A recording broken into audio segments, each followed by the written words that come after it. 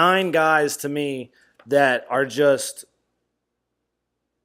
I'd say 10 guys to me that are just a lot more impactful than the other wide receivers in your league. And so let's say you miss out on one of those 10 guys. Let's say somebody in your league grabs 2 of those guys. It's going to be really hard to compete in the wide receiver category unless you're really killing it in the waiver wire.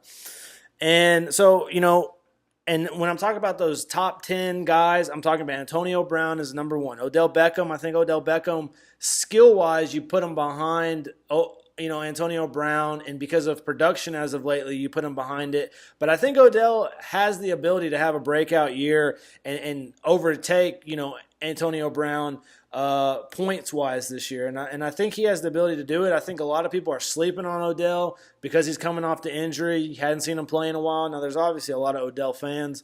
But what I'm saying is I think that, a lot of people, when they see that first wide receiver, they're going Antonio Brown.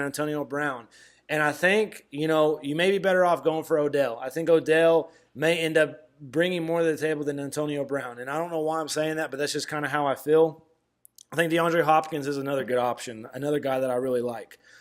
He had a really good year last year. It didn't matter who was throwing it to him. If it was Savage or if it was Watson, he was going up and he was getting the ball. Hopkins was one of the most impressive wide receivers of all last season. Michael Thomas, probably my favorite after Odell. He's been on my team the last 2 years. I waiver wired him 2 years ago. I drafted him, I think, 2nd or 3rd round last year. He's an absolute stud. He's one of the wide receivers that I trust. And I don't trust a lot of wide receivers. This guy, week in and week out, gets it done. He has some of the biggest hands. I really like this kid. Julio Jones, he's a top 10 guy. Don't get me wrong, but he's a guy I would like to stay away from. Those first 4 guys I'm happy with. Julio's a guy I want to stay away from. He didn't catch a lot of targets in the red zone last year. And they have Mohamed Sanu, who's an absolute stud, who takes – because – Julio gets double teamed and all that. Mohamed Sanu just succeeds because of it. He runs those little intermediate crossing routes.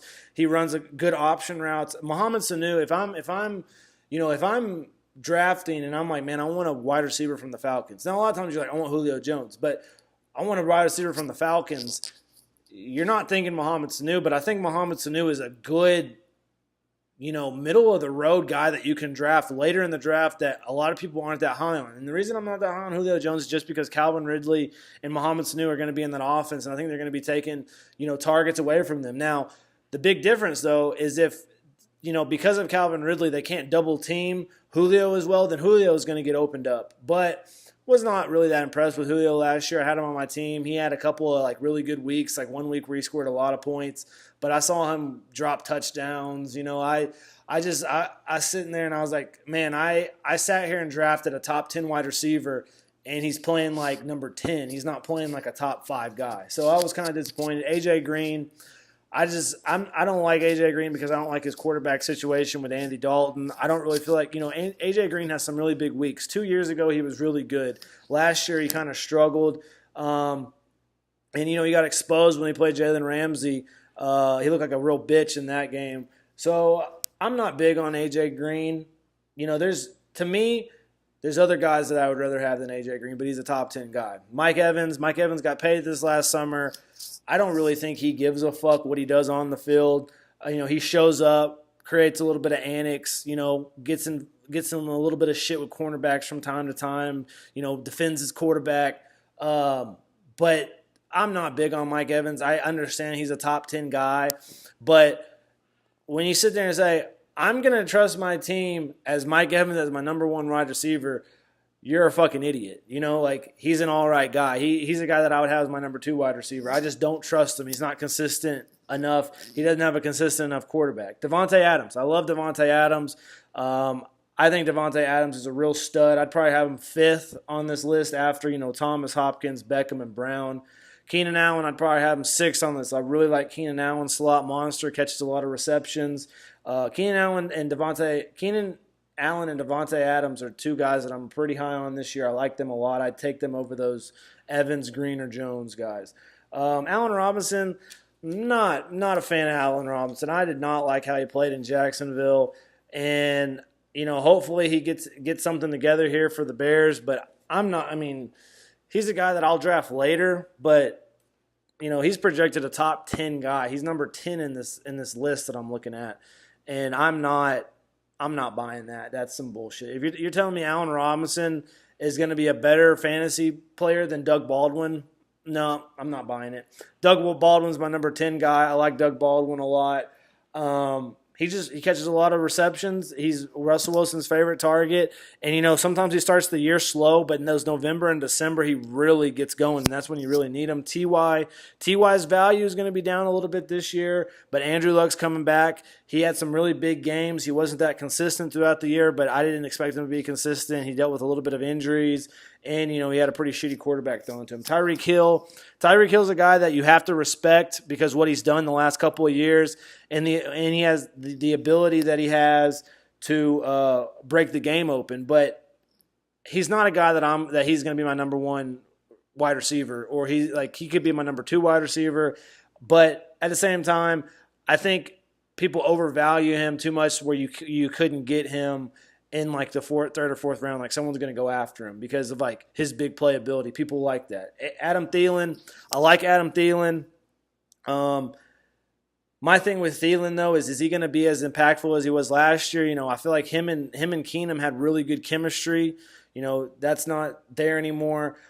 I think he's going to be a good player, but a guy that you could get off the waiver wire 2 years ago and a guy that you could draft in late rounds last year, he was a steal. This year, he's a guy you're going to have to draft, 4th, 5th round. He's probably – last year he was a running back or a wide receiver 1. This year he's probably a wide receiver 2.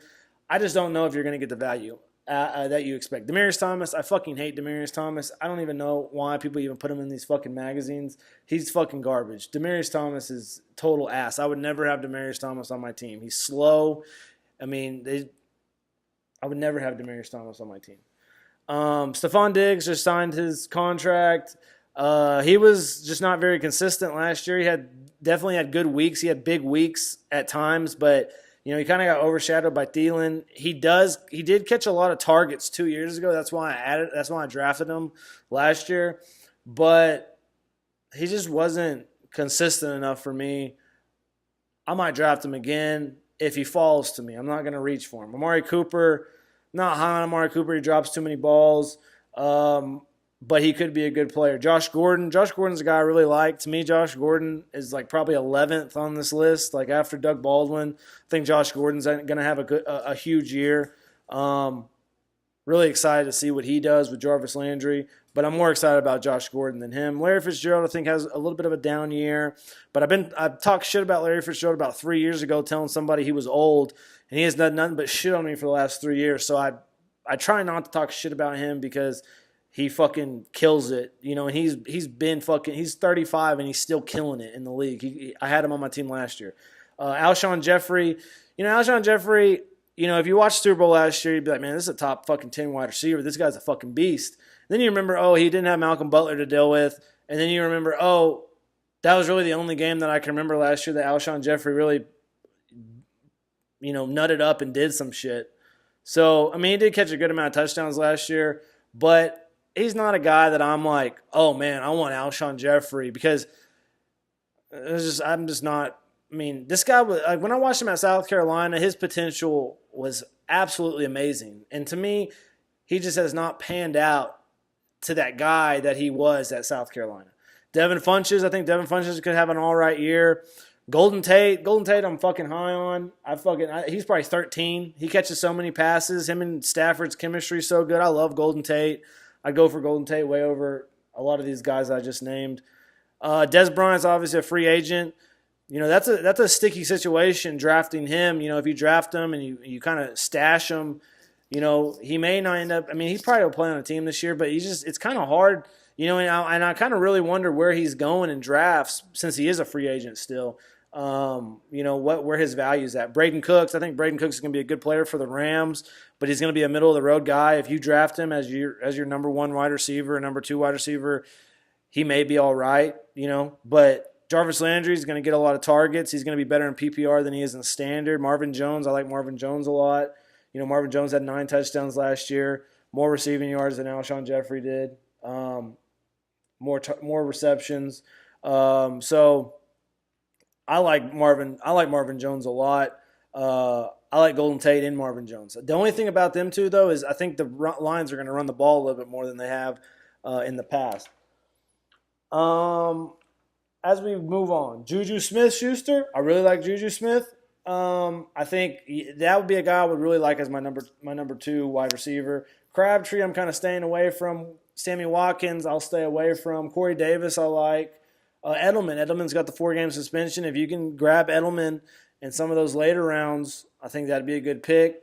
Will Fuller was a good waiver wire guy last year. Cooper Kupp was a waiver wire guy last year. I would start Cooper Kupp as my flex guy if I was really having issues at my flex. I'd much rather have a running back at my flex, but if I had a wide receiver there, Cooper Kupp would be my guy. I really like Cooper Kupp. Jamison Crowder, we'll see if they can get some targets to him. He had really good chemistry with Cousins. We'll see if that gets, continues with Alex Smith. Fuck Randall Cobb. Pierre Garçon. I like Pierre Garçon. I like Marquise Goodwin. I like both those guys for Jimmy G. If you draft Jimmy G, maybe grab one of those guys for the discount double points. Emmanuel Sanders. I like Emmanuel Sanders better than I like Demaryius Thomas, but he's injury prone like a motherfucker. Jordy Nelson. I don't know. Chris Hogan's a guy you might be able to waiver wire later in the year, or maybe at the first year with Edelman out. Robert Woods, I think Robert Woods will be good. Rashard Matthews of the Titans will be good. Robbie Anderson, waiver wire guy last year for the Jets, I think will have another good year. Nelson Aguilar, I think Nelson Aguilar, he really finished the year strong last year. I think he could definitely have a pretty good year. Devontae Parker, one of these guys that just doesn't fucking pan out ever. We'll see if he can pan out this year. He's a guy you could draft later. Deshaun Jackson. Sterling Shepard will be healthy this year. We'll see if he can stay healthy. He was a good player in his rookie season. Cameron Meredith. I think Cameron Meredith might make an impact for the Saints. He's kind of an under-the-radar guy. A lot of people don't know a whole lot about him. He kind of broke out on the Bears 2 years ago at the end of the year.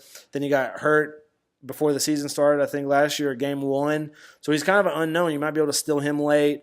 Kenny Stills. I think Kenny Stills will be the best receiver for the Dolphins. D.D. Westbrook, you get late. Paul Richardson, Kelvin Benjamin, I'd stay away from him. Martavis Bryant, maybe get him late.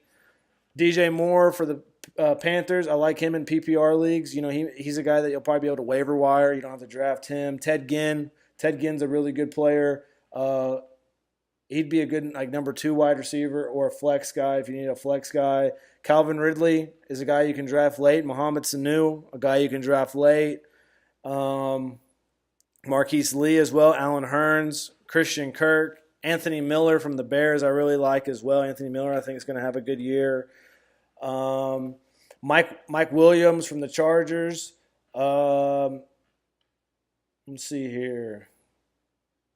Michael Gallup for the Cowboys, watch him. James Washington, Steelers. That's a waiver wire guy. Cortland Sutton, watch him. I think Cortland Sutton's better than Demaryius Thomas. And John Ross, I'd watch John Ross too. Tyler Lockett as well.